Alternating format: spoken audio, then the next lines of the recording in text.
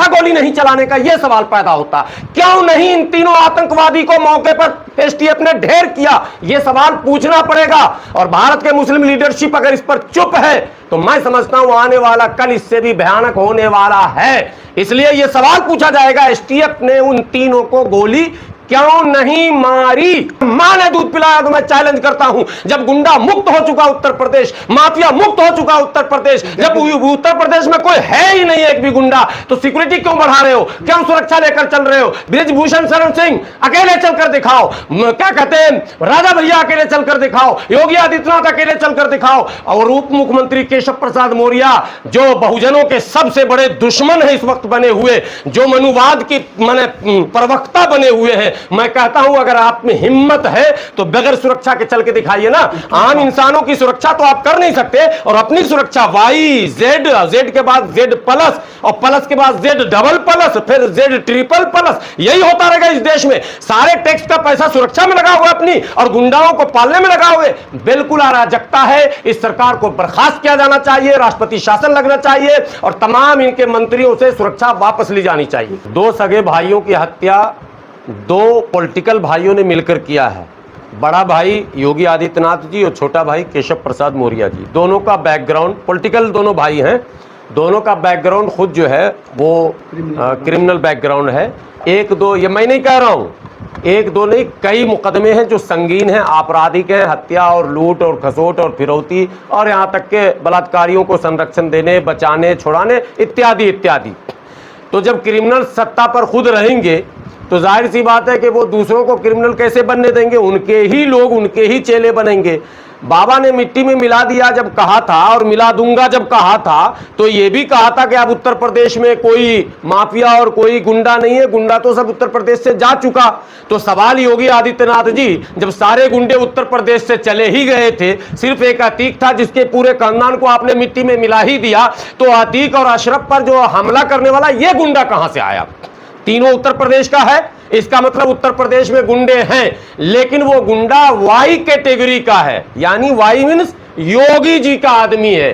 बाकी लोग गुंडे वही होंगे जो जय श्री राम का नारा लगाएंगे। विवादित बयान में दे रहा हूं, विवादित बयान है ये, यानी दूसरा कोई गुंडा नहीं बन सकता। गुंडा बनने के लिए शर्त है कि भगवा गमछा आपके पास हो और जय श्री राम का नारा लगाए, जय उत्तर प्रदेश आओ, जय श्री राम का नारा लगाओ, किसी की भी जान ले जाओ। ये अनुमति अब उत्तर प्रदेश में योगी सरकार के द्वारा दे दिया गया। तो ये जो वाई कैटेगरी के जितने गुंडे हैं वो हर जगह हैं। आपने रमजान में देखा मुरादाबाद में घर के अंदर लोग नमाज पढ़ रहे थे, यही वाई कैटेगरी वाले गए थे ना गुंडा, जय श्री राम का नारा लगा रहे थे, भगवा गमछा पहने हुए थे। पुलिस ने क्या किया? अच्छा, वाई कैटेगरी के जितने भी गुंडे हैं उनको योगी आदित्यनाथ जी ने कह रखा है कि वो आम करे, इमली करे, उल्टा करे, सीधा करे, तुम्हें उसका बचाव करना है और उसके खिलाफ जो कंप्लेंट दे उसको फंसा देना। तो उत्तर प्रदेश में 7 ऐसी घटनाएं घटी। अभी गोलावटी में एक घटना घटी, मारा पीटा बिरयानी बेचने वालों को, और जब कंप्लेंट किया गया तो उसी को बंद कर दिया गया, और उससे पैसे लिए गए तब छोड़ा गया। जो जो उसकी सिफारिश में गया उसको गाली से, एसएचओ बात कर रहा हूं, एसएचओ योगी जी के सौजातीय है वहां गुलावटी। आगे बढ़िए आप, मुरादाबाद में आपने देख ही लिया। अभी 3-4 ऐसी घटनाएं घटी जहां वो कह रहा है कि तुम यहां नहीं नमाज पढ़ोगे वहां नहीं पढ़ोगे, नई परंपरा यहां नहीं चालू करोगे वहां करोगे।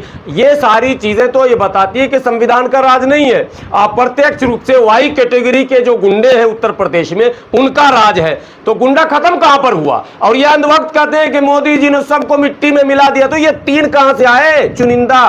ये 3 कौन थे, कहां से आए? बंगाल से आए थे क्या? एक बात। दूसरी बात, मुसलमान थोड़ा सा अगर जुर्म करता है और अगर पकड़ा गया, 3 आतंकवादी पकड़े गए और वो पाकिस्तान से इनके संपर्क थे, अमेरिका से थे, आईएसआई से थे फलां, और ये 3 आतंकवादी जो अभी जिसने हत्या की है, एक भी मीडिया की खबर बताओ कि आतंकवादी बोला 3 हत्यारे।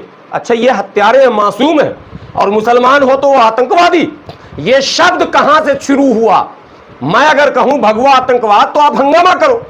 आप हमारे लोगों को छोटे से जुर्म में भी आतंकवादी कह दो, तो आपको अधिकार, और हमको अधिकार नहीं। कमजोरी किसकी है सर? ये कमजोरी हमारे लीडरशिप की है और किसी की नहीं है। हमारा जो नेतृत्व है, जो परंपरागत नेतृत्व है, जो ट्रेडिशनल लीडरशिप हमारा है, वो शुरू से यही पंगु बना रहा। अभी भी देखिएगा सन्नाटा छाया हुआ। एक ओवैसी साहब के अलावा आप नाम बताओ कि कोई कुछ बोल रहा है? राहुल गांधी तो राहुल गांधी जी को किसने कह दिया मेरा नेता? कब कह दिया आपने?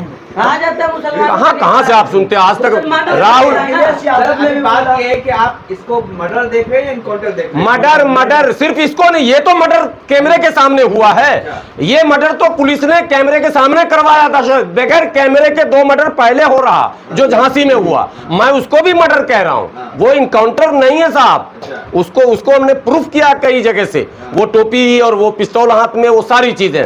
मेरा सवाल ये है कि आप एसटीएफ जो है बड़ा एक्सपर्ट पुलिस होता है, जो पुलिस में से छांटे जाते हैं अच्छे अच्छे लोग, उसको एसटीएफ में रखे जाते हैं। स्पेशल टास्क फोर्स नाम ही है इसका। तो ये 3 गुंडे, 3 आतंकवादी 5 मिनट तक आतंक मचाते रहे और आपने उसमें से एक को भी गोली नहीं मारी। किसका ऑर्डर था गोली नहीं चलाने का? यह सवाल पैदा होता।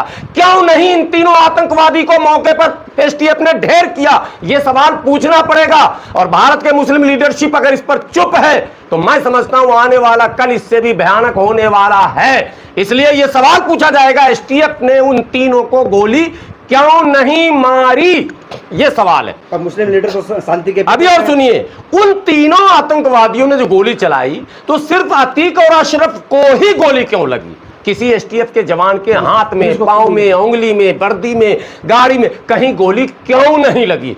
वो डर गए थे, थोड़ा साइड हो गए। साइड नहीं हो गए तो वो लाए थे इस गाड़ी से। ये तीनों आए, वहां लोकल वीडियो वायरल हो रहा, आप लोगों ने भी देखा होगा।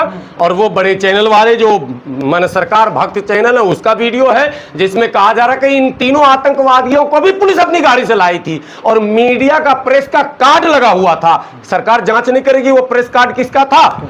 हम तबलीगी जमात के जमा कोरोना में हम घूम रहे थे तो मेरे प्रेस का भी जांच कर लिया गया, कार्ड का, मेरे कर्फ्यू पास का भी जांच कर लिया गया। और इन आतंकवादियों के प्रेस कार्ड का जांच नहीं होगा? किसने इशू किया? इशूइंग अथॉरिटी क्या थी? तब तो खुलेंगे ना राज। अब कहा जा रहा है ये तीनों पागल और दीवाने हैं। एक पागल दीवाना जो गोरखनाथ पर हमला किया था उसको तो फांसी की सजा हो गई ना, आप लोग को पता है कि नहीं? जो वाकई पागल था, जिसके पास सर्टिफिकेट मतलब जांच भी हुआ और वो हमला करवाया गया था मुसलमानों को बदनाम करने के लिए, सरफिरा मुसलमान पागल मुसलमान को पकड़ के ले आते हैं लोग। और ये 3 जो पागल आतंकी है, इन तीनों को आप देखेंगे, इनको खूब बेहतरीन से खातिरदारी इनकी होगी और तीनों को जेल नहीं भेजा जाएगा। ये मैं बोल रहा हूं कैमरे पर। एनकाउंटर होगा तीनों का? कुछ नहीं होगा, तीनों घर जाएंगे अपने। घर जाएंगे। ओवैसी पर हमला करने वाले कहां हैं? फांसी हुई। उत्तर प्रदेश के वीआईपी हो गए। ये आगे चल के नाम बदल के इनका आई कार्ड बदले। नेता ट्विटर पे तो बोल ही रहे हैं ना कि इंसाफ मिलेगा मुसलमानों को। हाँ, तो ट्विटर पे तो इंसाफ मिल भी गया सबको। क्या लगता है ये भी आगे चल के बाहुबली और बड़े नेता बनेंगे क्या? ये यही हो ही रहा ना। बृजभूषण सिंह बाहुबली है कि नहीं है?